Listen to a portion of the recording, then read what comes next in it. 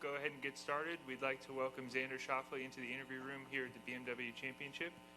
Xander enters week number 6 in the FedEx Cup standings and finished T3 of the 2018 BMW Championship not far from here at Aronimink. Xander, if we can get an opening comment on your return to the BMW Championship. Yeah, it's an awesome. Whoa, that's loud. It's an awesome tournament to come to. I think BMW does a great job with venues and big championship-style golf courses. So it's always a good thing being back here. Next week, you will make your 6th consecutive start in the Tour Championship, a place where you've won 2017, finished runner-up twice. Looking forward to that next week, I assume. What are you looking forward to accomplish these next 2 weeks? Yeah, just it's all about putting yourself in position this week, and I think I've come in 4th during the regular season once before, and did not play well in either the first or second playoff events, or I think maybe it was 4 at the time. So looking to sort of position myself better going to East Lake since I've had a pretty good track record there.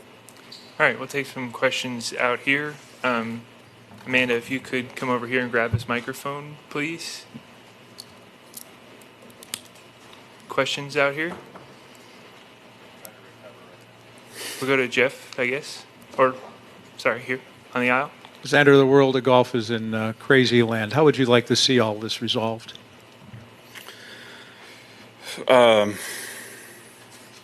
Some sort of unity. It's definitely fractured currently. And yeah, we're just in the middle of it. So in a nice, peaceful way would be a nice outcome. Jeff? Xander, this is a course we don't play on tour. Is your approach to this week any different than if you were playing a new course in a regular season event? Not really. I think being overseas, I played very well. The ball was played down, lower, flatter, further back in the stance, different tilts. And last week I hit it horrendously and not hitting it great right now. So I'm trying to get myself to sort of hit more up on it again, see the ball up in the air more. So I guess it's not really a course thing. It's just adapting to play styles, if anything. So that'd be my biggest thing. Over here on the left. No, you're a West Coast guy. I'm wondering if you've ever even been to Delaware. Is this Nope. your first time? First time. I've been to plenty of states, and this is a first for me. What are the first impressions so far? Unfortunately, when we golf, it's very hotel or house, golf course, hotel or house, golf course. I love my job, so I do spend my time at the course and not really sightseeing. So probably not, but maybe I'll come back to Delaware and sightsee at some point and see what it's all about. Did you expect the course to be in such great condition for a state that doesn't often get the recognition in golf like Delaware? I think there are gems everywhere across the U.S., and I think, if the weather permitting, it can always be in great condition, obviously. I don't know what kind of system they have here, sub-air or some sort of, heating system. Not that you need it right now because it's so hot, but sub-air typically to dry it out. I'm not sure sort of what this course has, but so far, it rained a little bit on Monday, I believe, and it's been pretty dry since then. So I think the course is going to start playing firm and fast and sort of what we'd hope for a playoff event. Doug? Oh, boy. 3 things unrelated, and if someone needs something, come tap me on the shoulder. But firstly, going back to the fractured world, are there people on Live that you miss? I mean, from a competition standpoint, all of them. On a personal note, I miss Dustin and AJ. Who doesn't, right? They're 2 beauties. AJ's full of one-liners, makes me laugh, and I appreciated that. So, but yeah, I don't know the list fully, so, but maybe I could poke out a few more. That's fine. I wouldn't want you to go through names. That would be ugly. Shifting gears to 2017 on 2 accords. One, Does this almost take you back to those days of basically coming on tour and having to learn a new course every week? For the most part, I'm sure you knew Torrey and things like that. Yeah, I mean, a little bit. I think there's a certain level of comfort, I guess, competing on different grasses and like sort of roughs, chipping out of certain roughs, hitting out of certain bunkers. So, the more you do this, the easier it gets to adjust, or at least it should be. So I think I've learned how to prepare a little bit better compared to 2017. But yeah, it's always kind of fun to learn a new course. And secondly, on those lines, when you joined the PGA Tour in September of 16, probably, right? Corn Ferry, yeah. I was a part of the umbrella, yeah. Who sponsored you back then, and why did they sponsor you? Adidas was still a sponsor. I had AP as a sponsor. I don't know if my sponsors are going to like that I'm rattling off other sponsors. We can stop there if you want. I guess what I'm getting at is TaylorMade was another one of them. Why are you asking these questions? I'm working on it. We were talking about can't miss kids coming out of college as you identify young stars, and I'm just trying to figure out who would have identified you. Yeah, I mean, Is that bad? What's that? Did I ask that poorly? I did. Okay. Yeah, it didn't sound great. I mean, you're lucky I know who you are, so I'll answer this. But yeah, I wasn't one of those can't miss kids coming up. So if you want me to say that openly, it doesn't bother me because it's just the truth. So yeah, I mean, it was sort of like a very incentive-based sponsor sort of type deal. I mean, I think AP was in 2017. I think Corn Ferry was literally just like a shot from my dad used to be in the golf industry, so he knew several people in it, and they sort of took a chance on me, and if it didn't work out, it didn't work out, and it obviously worked out for me. And to follow on that, as a highly skilled player and one of the best in the world, can you no props for that? Can you identify a can't miss kid? Can you look at a college kid coming through now and say, yeah, this guy's going to be something special? I'm sure some of the pros could probably, if we played enough rounds with a kid, we may be able to see. We could probably put a better educated guess on it, but it's always a guess. There's can't miss kids in every sport, and they just don't pan out.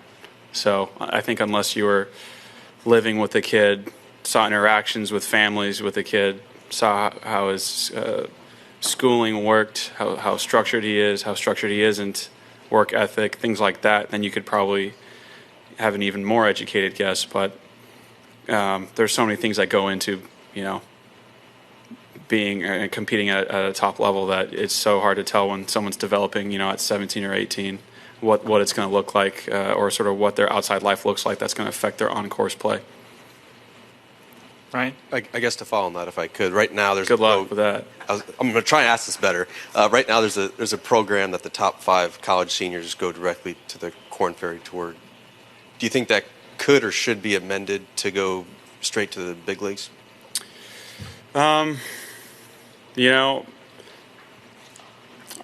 say that you could make arguments for it. I think it wouldn't bother me.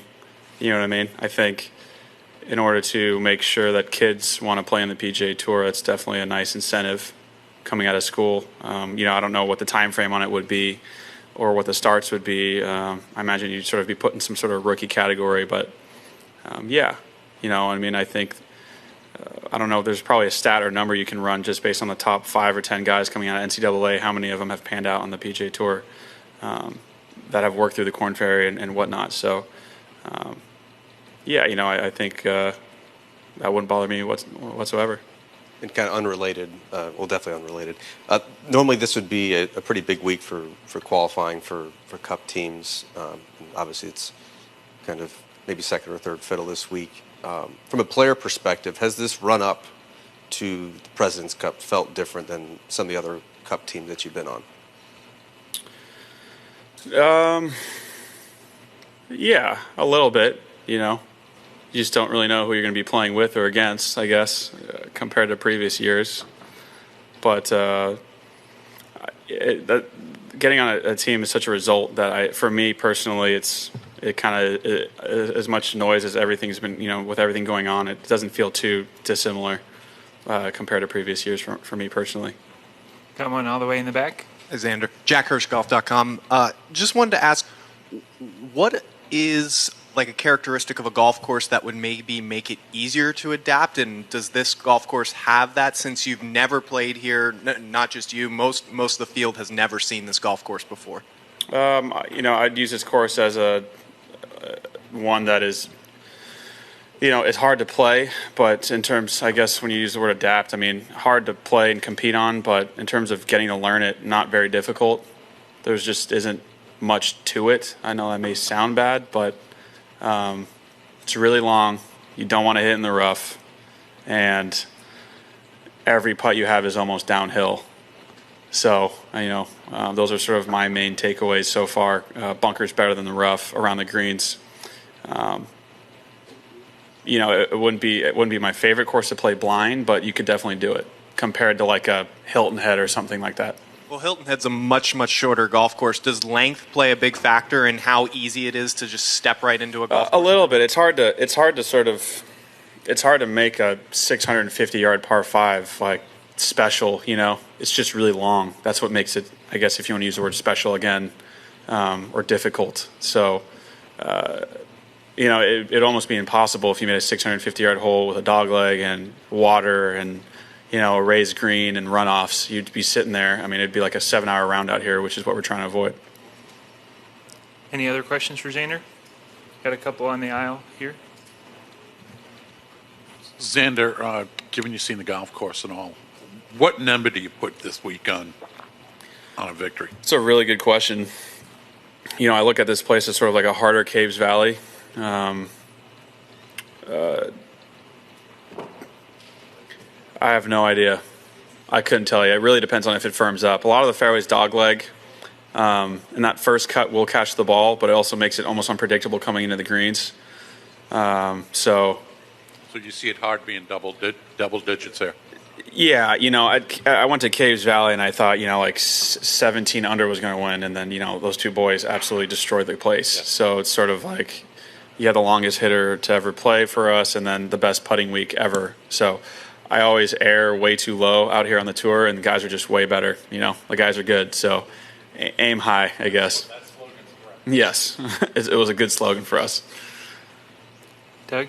I know you've had your ups and downs in golf and will for as long as you play it, but have you ever had a case where you've gone so quickly from winning every time you tee it up to wondering where the ball's going, or wherever you are now? I mean, I haven't had the luxury of winning so often, you know what I mean, to know what the backup to that would be. But yeah, it's just a style, you know what I mean. To prepare for this week, it would have been, winning at Torrey Pines would have been like a nice preparation for this week. Not even though, because it's so hard to hit fairways there. I mean, you got to hit it really high and far here. You know what I mean? And it doesn't really make sense to try and hit like a low fairway finder, because if you miss the fairway, you're going to be further back in the rough because your ball's not going to go anywhere. So it is just sendito out here. When last question, assuming you went to the, what are you saying, Jack? Nothing. Go ahead. Okay. Assuming you weren't trying to cut him off. I mean, I can't. I was just going to say I'll say when the last question is. Oh, last for me, Jack. Okay, got it. Wow, Jack's in charge here. If you didn't know, having a really bad morning right now. That's my guy. Assuming you went to the meeting last night, just your general thoughts on what you hope would be the outcome of it all, and I'll leave it at that. Yeah, you look nervous to ask that question. Yeah. It was a really nice meeting. It was great. It was exciting. It was new. It was fresh. Coming up with other adjectives here. Yeah, I am very hopeful with sort of what's to come, I should say. If you don't mind me asking, since you're dealing with, I don't think you're going to ask whatever you want. I at this am. You're point. right. But when you're dealing with any group of players, there's always going to be somebody who says something, and I'm getting a sense that there was a really united, concerted effort that what happened in that meeting stays in that meeting. Have you ever been in a meeting like that where that was kind of the edict coming out was, let's keep this to us? Yeah, I mean, I think I'd be pretty unhappy if, I saw one of those guys in there from last night just blabbering to you guys about what we talked about. That'd be really frowned upon, and you probably wouldn't get invited back to the meeting. So, yeah, there's a little bit of a code there, I'd say. Another one behind Doug? Last week's ruling with Cam Smith. My question to you is, once you leave the golf course, should that be it? Should you be questioned the next morning? Oh, you're bringing in the. It's something that can be talked about in all sports. The review, the replay. But shouldn't it be once you've left the course, it's over, it's done? I don't know. It's so easy to play devil's advocate there. You just play both sides of the fence, and you're going to be sitting there staring in the mirror like, I don't know if I feel good about this. So I don't really know to answer that. I think, it was tough. I felt bad for him. Watching the replay, like you just assume that he should have known, or someone should have said something. But the correct ruling was, I thought it was kind of. He seemed like a good sport about it, but like the fact that he just sort of teed off at 9 under at the 11 under time, he should have been going earlier, maybe with less wind to get it back. It just didn't seem, it was a little sloppy in my opinion, from a handling standpoint. So, I feel bad that it happened that way, but I really have no answer there on sort of the whole instant replay thing or the replay overnight deal. There's been terrible rulings in all sports, so I'm not calling that one a terrible ruling, but like unfortunate rulings, I should say. Any other questions? You sure, Doug? Xander. You good? You feel good? You done? Thank you very much for your time, Xander. Thanks, Jack. Best of luck this week.